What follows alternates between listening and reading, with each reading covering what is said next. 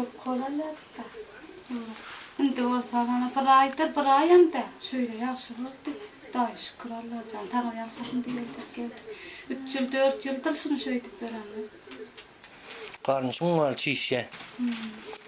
Doktorlar kor dermanı. Evet doktor ruhsatı mertiden de kol adam orada mahkesler geldik şunu istikti. Daha şükür Allah'a yal kızım tanıyan kızım eli olup deyip görmesin Allah'a can. Ben de daha şükür bana. Korkulama mayarlı mı? Radyodan uğraştım. Hala pettim da. Yok, buraydan hazır burayı oldu gidenle. Gidelim. Ha şu 5 saat oldu. Adet kullananım. Ne bunu köp saklap bunu.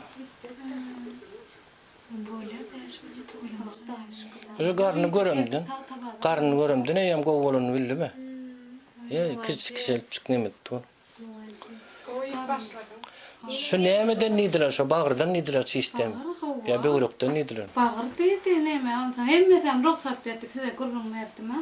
Hiç yanalan o şulan adresin adını. Şu diskin adını var geldi. Daha şükür indim ana. Niye tök şu tavadadan bana sağ olaytma geldiler. Var bir hep dedim şu kaytarıp sudurup ben kaytarıp çiğsip. Anasını dönüp yatıp bazım aramada adamla gürleşmek.